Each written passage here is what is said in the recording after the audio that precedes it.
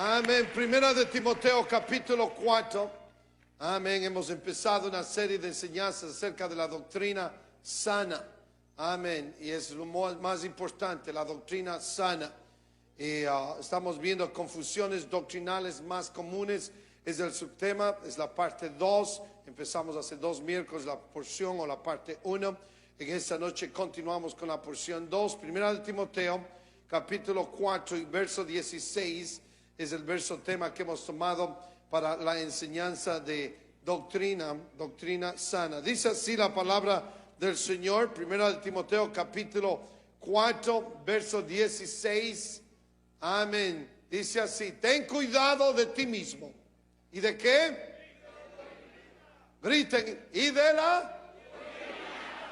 Persiste en ello, pues haciendo esto, dice, te salvarás a ti mismo y a los que te oyeren. Así de importante es la doctrina.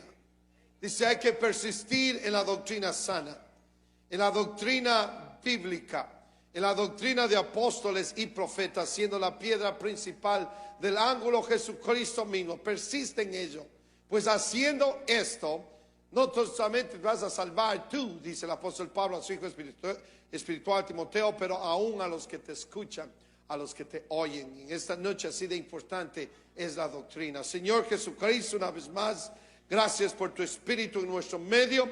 Te podemos sentir, Señor. Ahora danos descanso a nuestras mentes, Señor. Pon pensamientos en mi mente y palabras en mi boca. Señor, úngeme, Dios mío, y unge a los que escuchan también esta noche, para que tanto el que imparte como el que recibe esté ungido y podamos recibir tu palabra, Señor. Que esta semilla caiga en terreno fértil, que traiga frutos a 100 por 1. Tanto los que están aquí, aquellos que van a escuchar estas enseñanzas, Señor, por vías radiales o otros medios de internet. Señor, bendice. Donde quiera que vaya, esta palabra siempre cumpla con el propósito para el cual es enviada. En el nombre del Señor Jesucristo. Y el pueblo de Dios dice amén. El pueblo de Dios grita amén. All right, tomen asiento, por favor. Así de importante es la doctrina.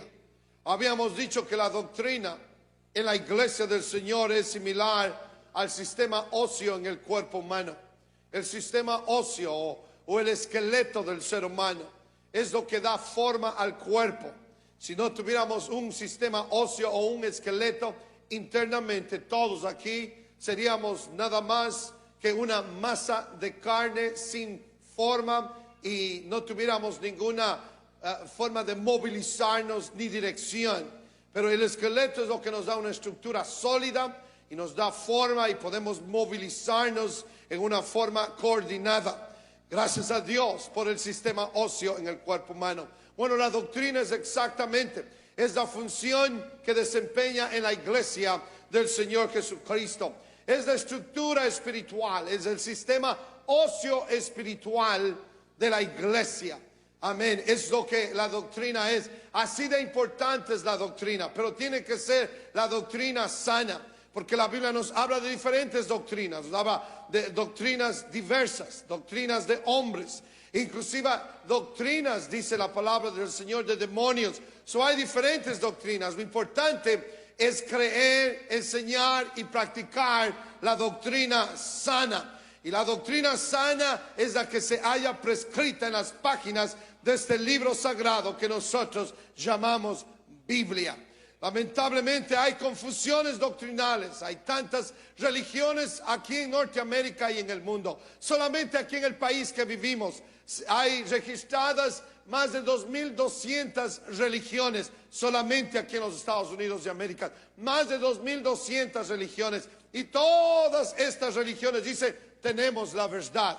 La pregunta más común hoy en día es, ¿quién tiene la verdad? Bueno, le voy a decir, la verdad la tiene la palabra de Dios. Y la verdad la tiene todo aquel que sigue la palabra de Dios tal y como la palabra de Dios lo dice. Yo me puedo parar frente a ustedes y decir, nosotros tenemos la verdad.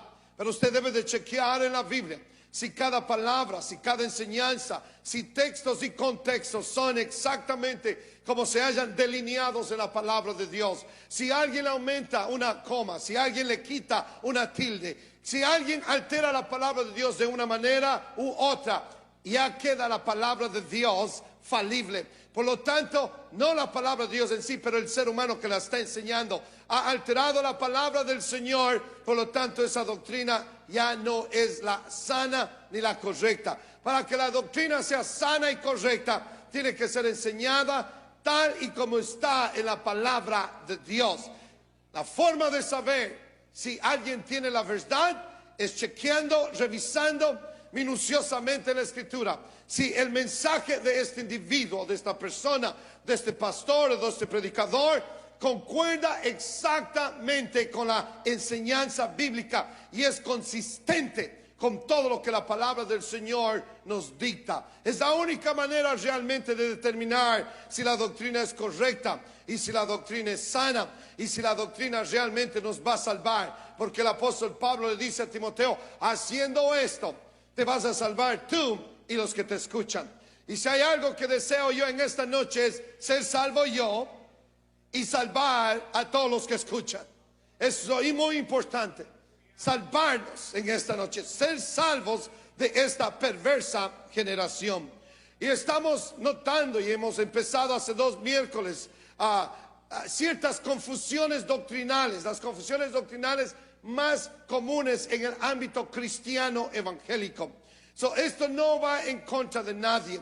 Esto no es tratando de poner en una posición más baja a otro grupo religioso o a una denominación cristiana. No, ese no es el fin que conllevamos en este estudio bíblico. Quiero que abra su Biblia, quiero que chequee muy de cerca lo que voy a hablar en esta noche. Tenemos algunos invitados aquí en esta iglesia y queremos que ustedes sepan que lo que vamos a hablar y decir se haya delineado en la palabra de Dios. Y el momento en que yo altere algo, usted tiene el derecho de no escucharme. Pero mientras esté en la Biblia, abra sus 2 oídos, lo más grande que pueda abrirlos, tanto los físicos como del corazón, y deje que la palabra de Dios sea la que le hable a su vida.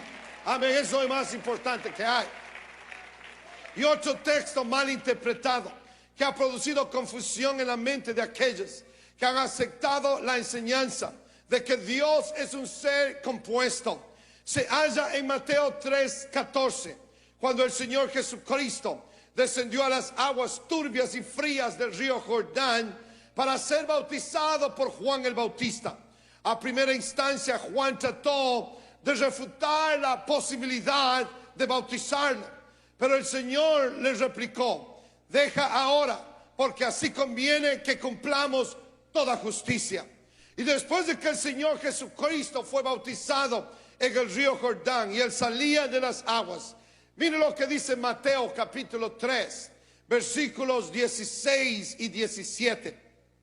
Dice así la Escritura, y he aquí los cielos le fueron abiertos y vio el Espíritu de Dios que descendía como paloma y venía sobre él. Y hubo una voz que decía, este es mi Hijo amado, en quien tengo complacencia.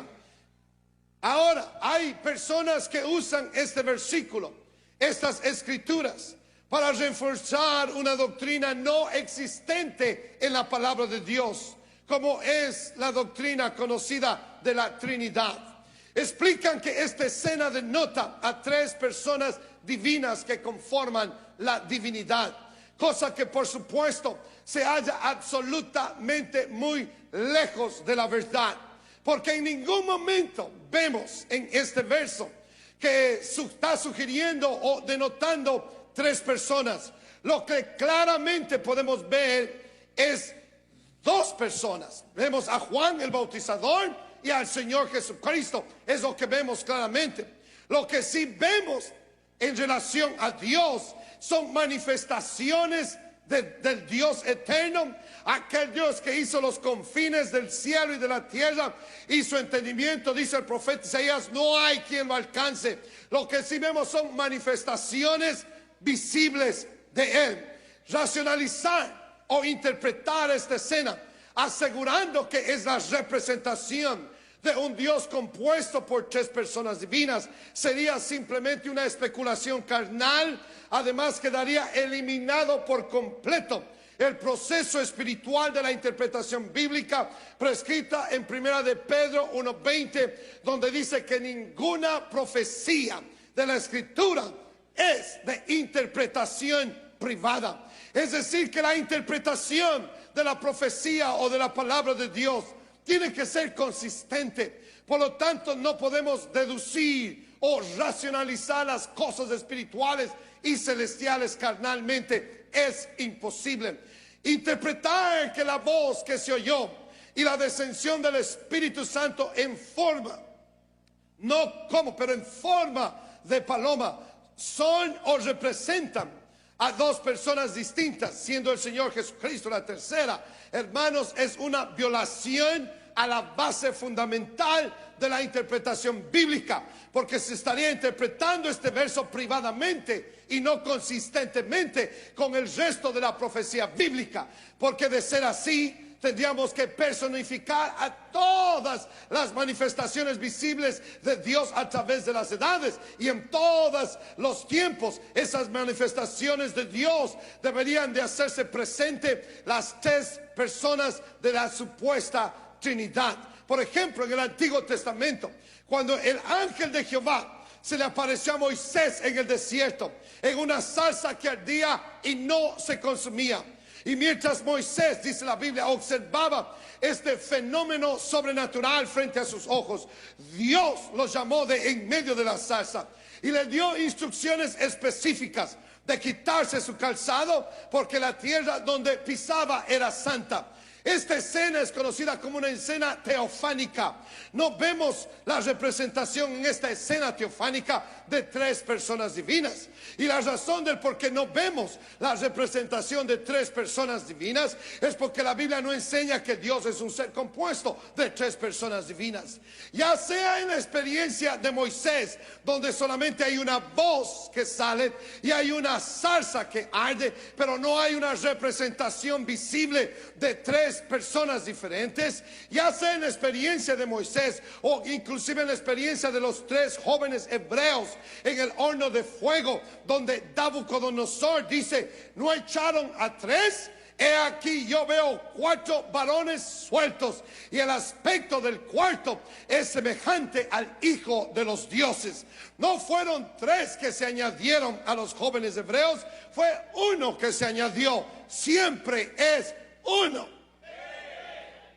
Decir que en el libro de Mateo y Marcos y Lucas y Juan, donde se relata la escena del Señor Jesucristo descendiendo al Jordán para ser bautizado por Juan el Bautista, si fuera la interpretación bíblica consistente a través desde Génesis hasta Apocalipsis, la manifestación de 3 personas, cada vez que Dios se manifestaba de alguna forma, se hubiera manifestado en 3 maneras o identificando 3 personas diferentes, entonces la interpretación de una Trinidad sería consistente. Pero lamentablemente no es así. Cuando Dios se manifestó en el Antiguo Testamento en diferentes oportunidades y situaciones y ocasiones y a diferentes hombres, les voy a decir, siempre fue uno, siempre fue uno y siempre fue uno. ¿Saben por qué? Porque simplemente Dios es uno. No fueron 3 los que se añadieron a los jóvenes hebreos, sino fue uno, siempre es uno. Si Dios fuera un Dios compuesto, la aparición de las 3 personas en la divinidad sería consistente a través de toda la Biblia. Ahora muchos que neciamente insisten en su necedad, dicen que él que se unió a los 3 jóvenes hebreos en el horno de fuego era el Hijo. Hermanos, lo siento mucho, pero yo no creo que servimos a un Dios que siempre está enviando a su Hijo a sufrir, siempre está enviando a su Hijo a padecer, a hacer todos los trabajos peligrosos aquí en la tierra, a hacer todos los sacrificios, mientras que Él se queda muy tranquilo descansando en los pabellones de gloria. Interpretar de esa manera la palabra de Dios es rebajar a Dios a una posición de un Dios inmisericordioso, que es algo totalmente inconsistente con la enseñanza bíblica. Servimos a un Dios que es misericordioso. Y la palabra de Dios es inerrante La palabra de Dios es infalible, es decir, que no contiene errores y jamás se contradice. Le voy a decir, jamás se contradice la palabra de Dios.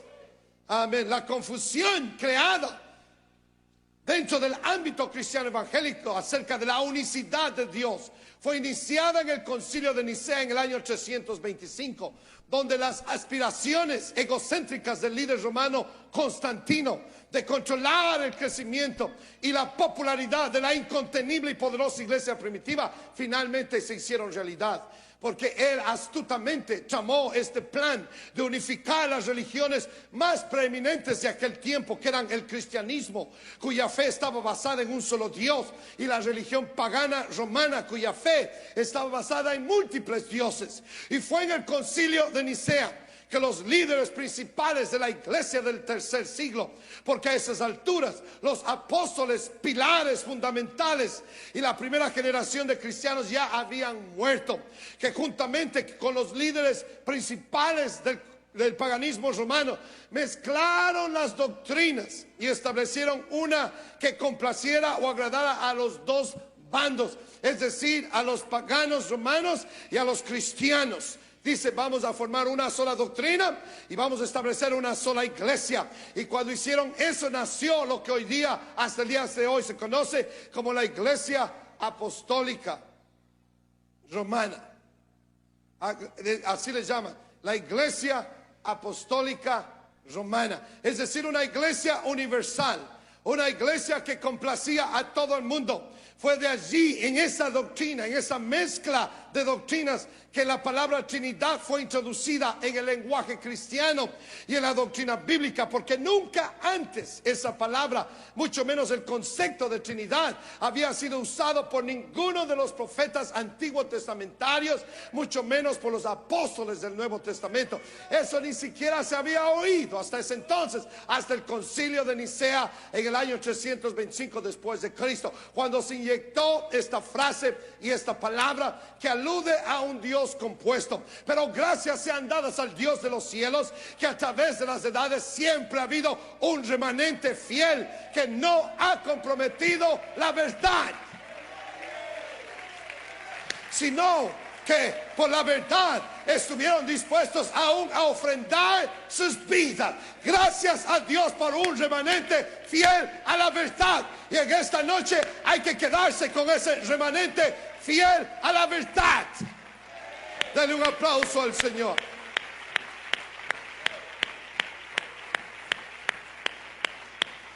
Aleluya.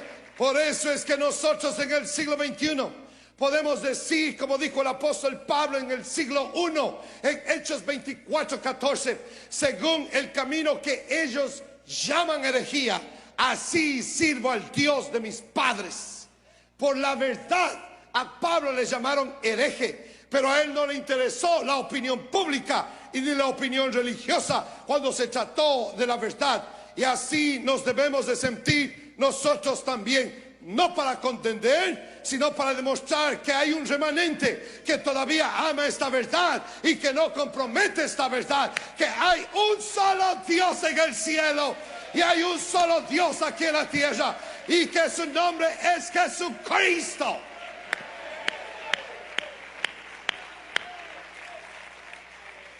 Y escúcheme bien, usted jamás va a encontrar en la Biblia las siguientes frases que escuchamos decir todo el tiempo por labios y boca de maestros, predicadores hoy en día de este evangelio.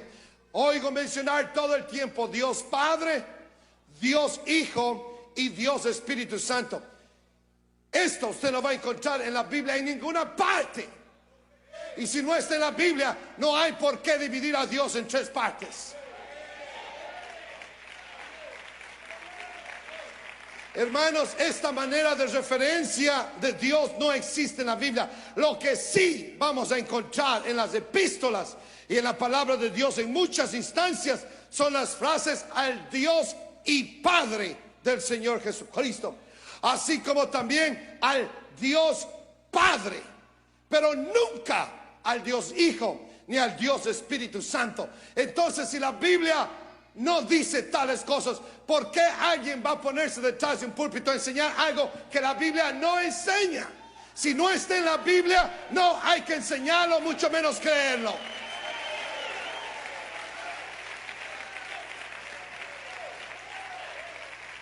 Mire, si no está en la palabra de Dios, usted no tiene por qué repetirlo, mucho menos escucharlo. Y mucho menos creerlo, si no está en la palabra de Dios. Por lo tanto, en esta noche, especular o interpretar que Dios es un ser compuesto de 3 personas divinas es una enseñanza errónea.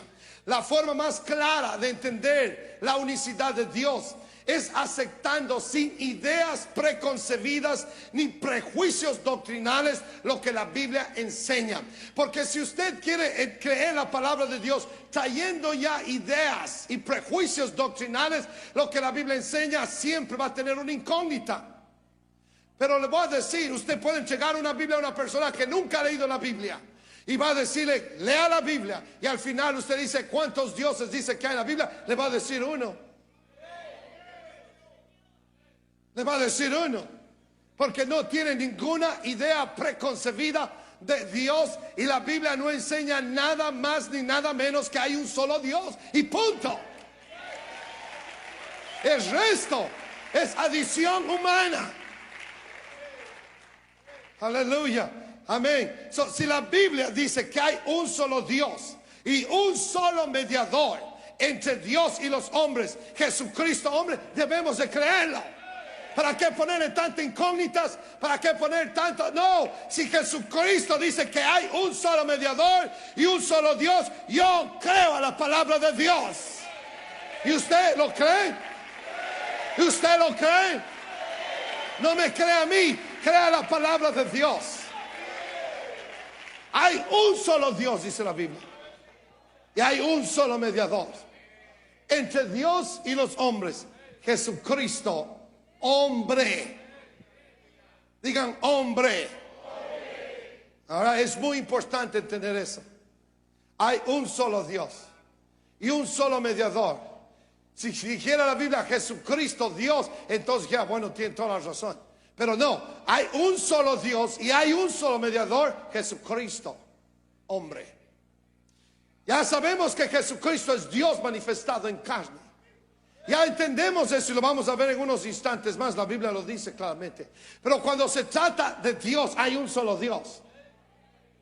Usar la palabra personas, digan personas, en referencia a nuestro Dios, es salirse totalmente del contexto o contenido bíblico. Porque en ninguna parte, ni en ningún texto bíblico, usted va a encontrar la palabra personas en relación a Dios. En ninguna parte. ¿Sí me oyeron todos? Dicen que hay 3 personas en la divinidad, pero ¿de dónde sacan ese texto o esa doctrina o esa enseñanza? Yo no sé, porque en la Biblia no existe tal cosas. Si usted me encuentra que la Biblia enseña que hay 3 personas usando ese lenguaje y usando esa interpretación tácita o sobreentendida o literal, lo poco que tengo se lo doy a usted en esta noche. Pero usted no va a encontrar, puede rebuscar en cada página y simplemente no va a encontrar absolutamente nada así, porque no hay.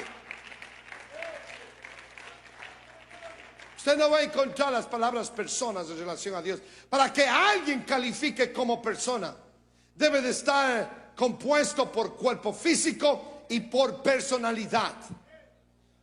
Y dice Juan 4:24 que Dios es espíritu.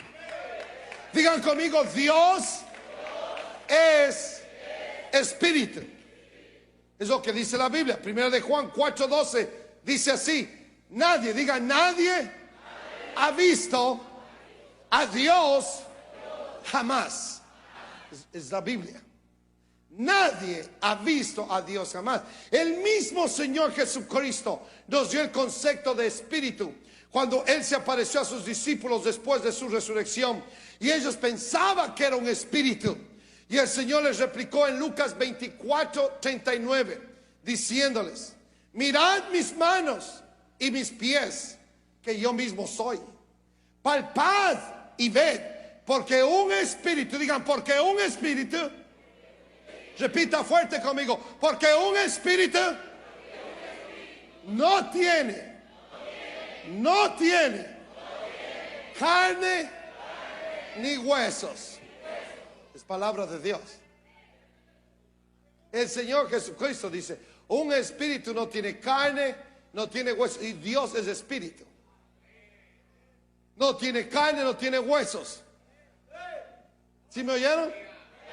No puede ser persona. Porque para que califique como persona tiene que tener un cuerpo compuesto de carne y huesos y personalidad. Por eso el cuerpo del Padre es el cuerpo del Señor Jesucristo. En otras palabras, Dios Padre es espíritu, es decir, no tiene cuerpo físico, tiene personalidad, pero no tiene cuerpo. El cuerpo del Padre es el cuerpo del Señor Jesucristo. ¿Sí me oyeron? El cuerpo del Padre es el cuerpo del Señor Jesucristo, porque Dios o el Padre es espíritu. Por eso fue que el Señor Jesucristo le respondió a Felipe cuando Felipe le hizo la petición en Juan 14:8, muéstranos al Padre y nos basta. Muéstranos, déjanos ver, aunque sea una sola vez a tu Padre. Nos hablas de tu Padre, oras a tu Padre, todo el tiempo estás haciendo referencia de tu Padre. Felipe finalmente no pudo contener su curiosidad y le dice, Señor, muéstranos al Padre y nos basta, es decir, estaremos satisfechos. ¿Se oyeron? Y el Señor les respondió en el verso 9 y 10 de Juan 14. Yo no sé si pueden proyectar esas escrituras rápidamente en la pantalla. El Señor les respondió en el verso 9 y 10. El que me ha visto a mí, ¿qué dice? El que me ha visto a mí, amén, ha visto al Padre. ¿Cómo pues tú dices, muéstranos el Padre? ¿No crees que yo soy en el Padre y el Padre en mí? Las palabras que yo os hablo, no las hablo por mi propia cuenta, sino que el Padre, digan que mora. Griten que mora. ¿Dónde? ¿Dónde? Que mora el Señor Jesucristo, que está el Padre, Dios Padre, que es espíritu, que no tiene cuerpo físico ni tiene huesos. Tiene personalidad, pero no tiene cuerpo físico. Ese Padre, ese Dios eterno que es espíritu, dice, mora en mí. Él hace las obras. Denle un aplauso al Señor por eso.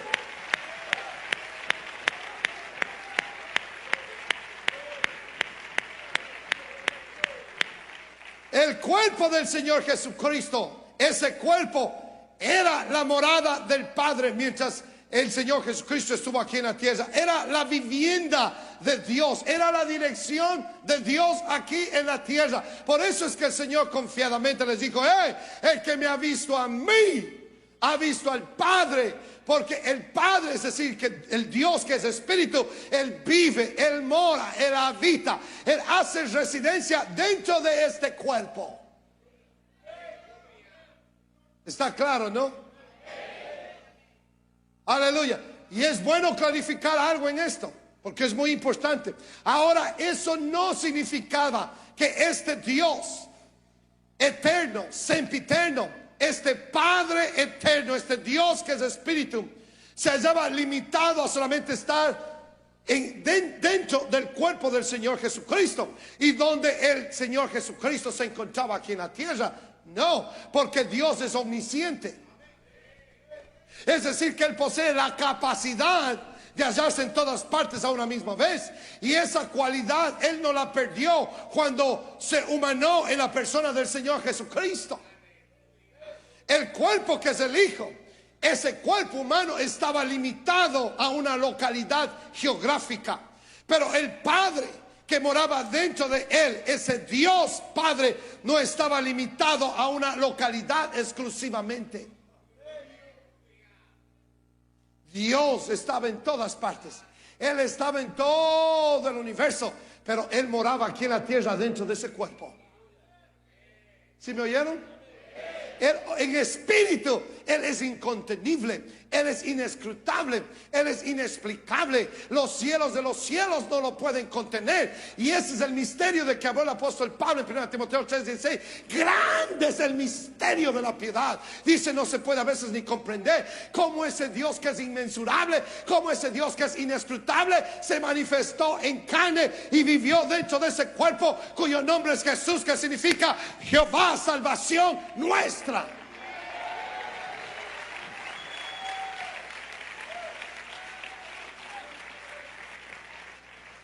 Pero dice, el Padre que mora en mí es el que hace las obras. Cuando el Señor Jesucristo resucitó a los muertos, Él no lo hizo en su propio poder. El Padre que moraba, el Dios eterno, Dios manifestado en carne, Dios que moraba en, es el que tenía potestad sobre la muerte. Como Dios, Él reprendió a los elementos de la naturaleza. Como Dios, Él caminó sobre las aguas. Las aguas se convirtieron en algo sólido, en un elemento sólido siendo líquido, y Él caminó sobre las aguas. Como Dios, Él convirtió las aguas en vino en las bodas de Canaán. Como Dios, Él tocó los ojos de los ciegos y se abrieron inmediatamente, y tocó los pies y piernas de paralíticos y caminaron inmediatamente. Como Dios, Él tocó los cuerpos ya putrefactos de leprosos, y esos cuerpos se convirtieron en cuerpos con piel de niños. Le voy a decir, como Dios, Él hizo todas esas cosas. Pero como humano, Él lloró frente a la tumba de su amigo Lázaro. Como humano, Él tuvo sed. Como humano, Él durmió. Y como humano, Él comió. Pero gracias al Señor, dice el escritor de Hebreos, que no hubo pecado en Él.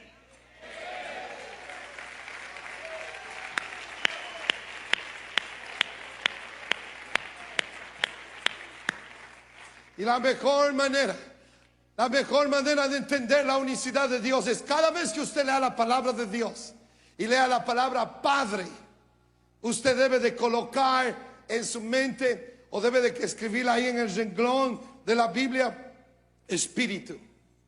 Porque Dios es Espíritu, el Padre es Espíritu. Y cada vez que usted lea la palabra Hijo, debe de poner la palabra humano o humanidad. Cada vez. Entonces usted va a entender que no existen tres personas en la divinidad, sino que en la divinidad solo hay una persona. Dice el apóstol Pablo en Colosenses 1 y después en el capítulo 2, que a Dios, que en Él habita, que en Jesucristo habita la plenitud de la deidad corporalmente. Es decir, que en el cuerpo del Señor Jesucristo está morando todo lo que es Dios. Todo el poderío y grandeza de Dios moraba dentro del cuerpo del Señor Jesucristo. Él era Dios manifestado en carne. Por eso es que nosotros no usamos las palabras personas en relación a Dios. Usted no me va a oír mencionar la palabra persona en relación a Dios. Lo que usamos es la palabra bíblica, la forma en que la Biblia enseña, y es la palabra manifestación. Digan manifestación, que es la operación de un mismo ser en diferentes maneras. Eso es lo que manifestación es. Por eso es que 1 Timoteo 3:16 dice, indiscutiblemente, digan grande. Grite grande. Grande, dice, es el misterio de la piedad. Dios fue manifestado en carne. Dios fue manifestado, usa la palabra manifestado en carne. Es decir, que Dios, que es el Espíritu eterno, tomó la forma de hombre sin dejar de ser Dios, sino que se manifestó, así como lo hizo en el desierto frente a Moisés, en una zarza ardiente, y esa voz que lo llamó Moisés era la voz de Dios. Ese ángel que se le apareció a Moisés, el ángel de Jehová, es la forma teofánica de Dios, es decir, es una manifestación visible de este Dios invisible. Ese mismo Dios se manifestó esta ocasión en el Nuevo Testamento en carne, en la persona del Señor Jesucristo. Entonces, si hablamos de personas, el Señor Jesucristo es la única persona en la divinidad. Porque Dios Padre, siendo espíritu, no podía calificar para redimir la raza humana que Él mismo había creado. Y siendo Dios, no podía irse en contra de las leyes que Él mismo había establecido, de que sin derramamiento de sangre simplemente no había remisión de pecados. Por lo tanto, la única manera de salvar a la humanidad de la condenación eterna era Él mismo manifestándose en carne. Porque un espíritu no tiene huesos, no tiene carne, por lo tanto no tiene sangre.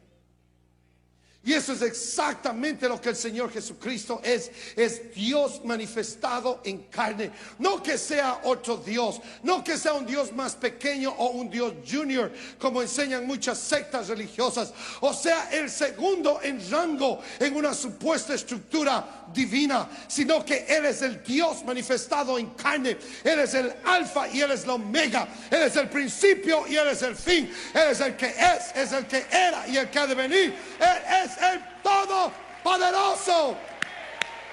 Dale un aplauso al Señor si usted cree eso. Si usted cree que Dios es uno, debería de estar en pie y dándole un aplauso de exaltación al Dios de los cielos.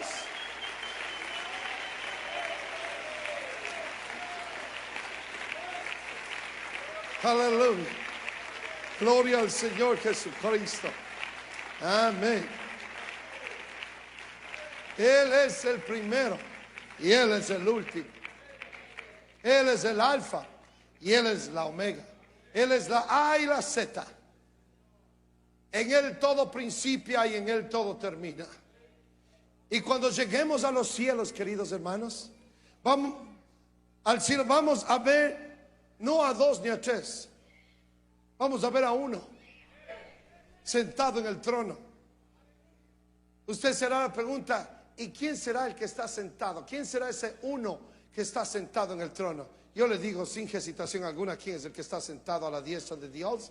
¿Quién es el que está sentado en el poder de Dios? ¿Quién es el que está sentado en la majestad de Dios? Le voy a decir quién es. Es el Señor Jesucristo. Él es el que está sentado. Porque hay un solo trono allá en el cielo. No hay tres tronos. Si hubieran tres tronos, entonces uno diría: wow, fantástico. Bueno, realmente hay tres en esta divinidad. Pero hay solamente un trono. Y le voy a decir, y el que está sentado ahí es el Señor Jesucristo. Porque en Él habita toda la plenitud de lo que es Dios corporalmente. Ahora, regresando a la escena del Jordán, la pregunta más común es: entonces, si Trinidad es algo no existente, la voz que se oyó, ¿de quién era? Es lo que me han preguntado a mí muchas veces.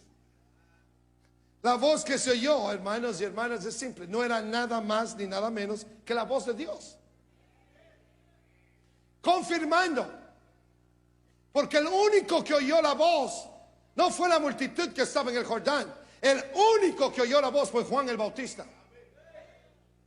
Ahí lo dice claramente en el texto que leímos. Y yo hoy, es decir, Juan el Bautista es el único que oyó la voz.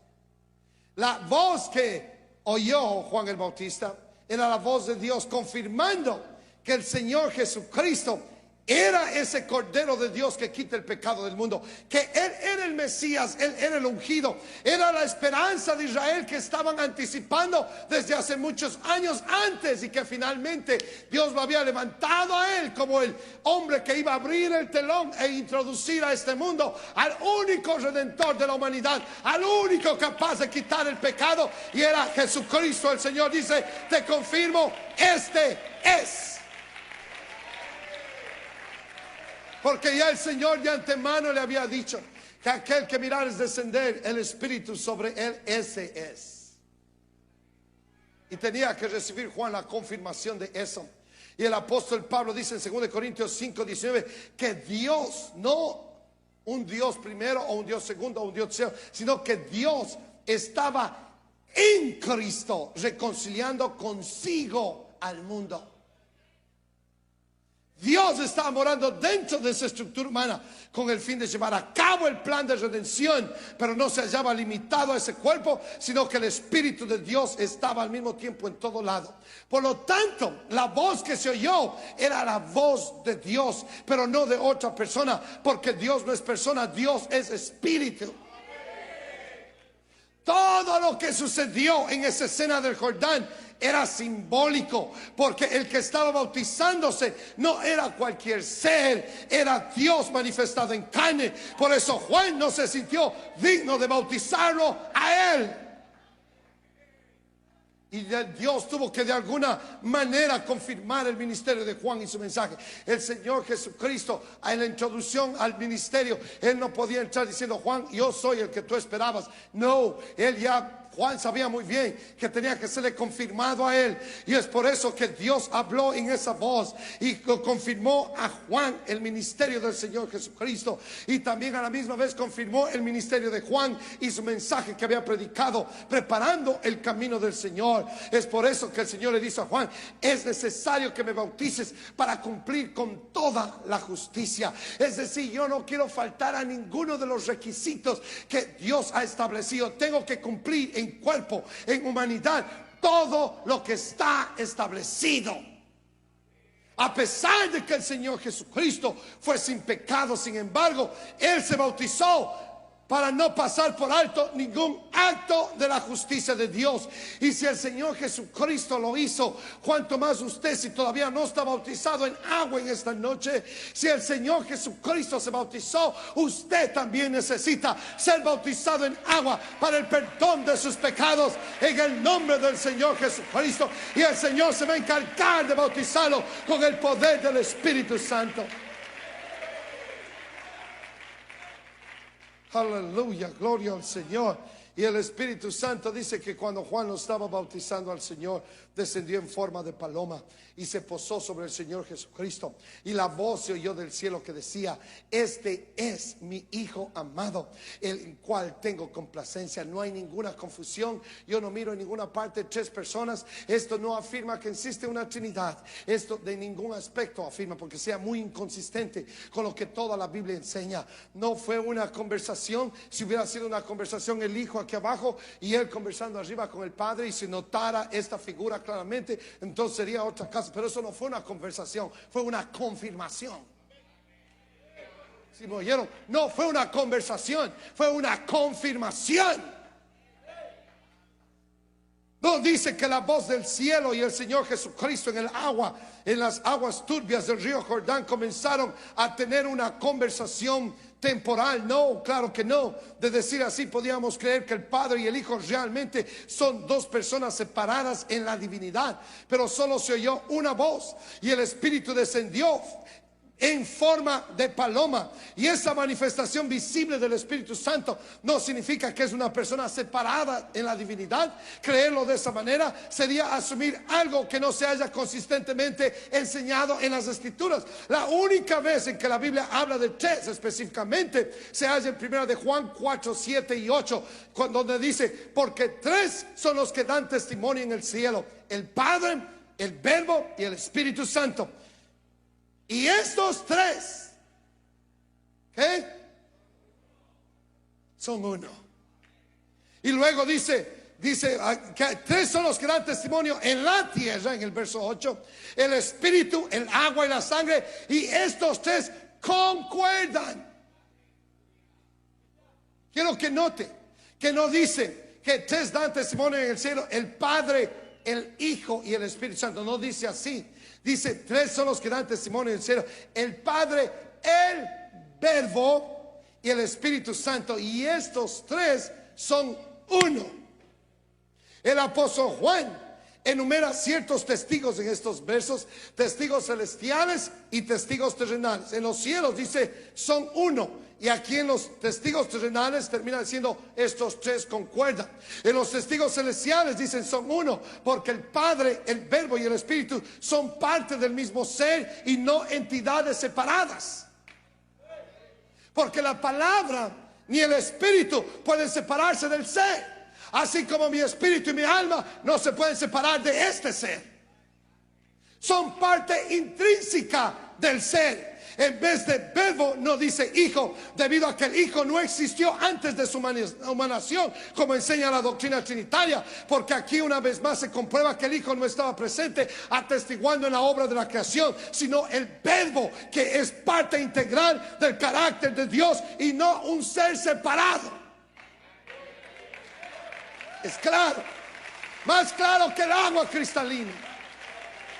Porque usted no puede separar el verbo o la palabra de la persona. La palabra que yo hablo es parte de este ser. Y no puedo decir, voy a separar mi palabra. No, en el principio era la palabra. En el principio era el verbo. Y el verbo era con Dios. Y el verbo era Dios.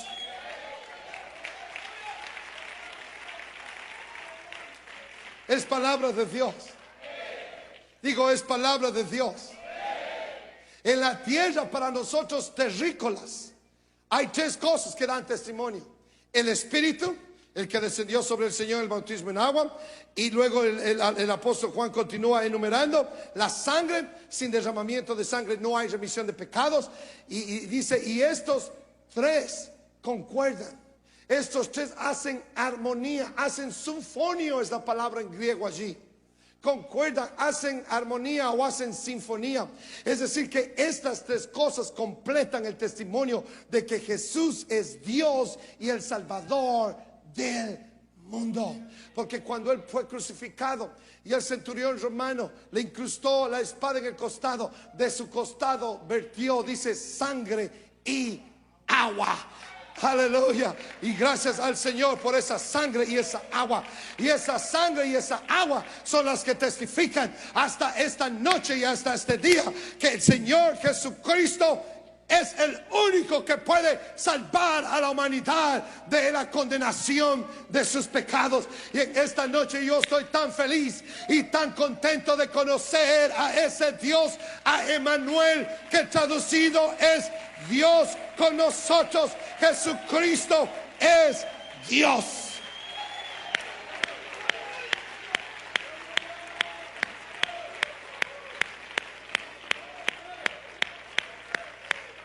Oh, gracias al Señor y al Espíritu Santo, que en este instante está manifestándose en la regeneración nuestra. Estos tres están en gran testimonio todavía aquí en la tierra.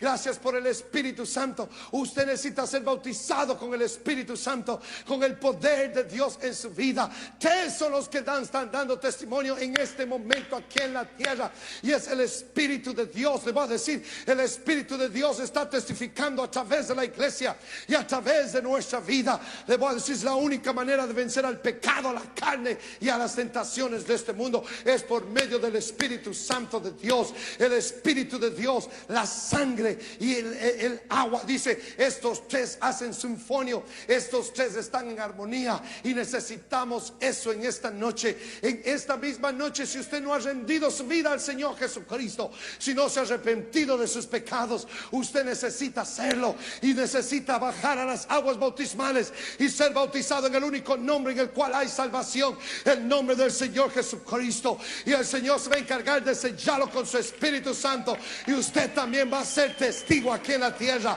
Oh, gracias a Dios por ese testimonio aquí en la tierra. El Espíritu de Dios, la sangre y el agua son el testimonio vivo en esta hora. Y doy gracias al Señor que esta revelación ha sido dada a los pequeñitos. Esto no es complicado, esto no es una doctrina moderna, no, es la doctrina más antigua que hay en el planeta Tierra. Es la doctrina ortodoxa de Oye Israel.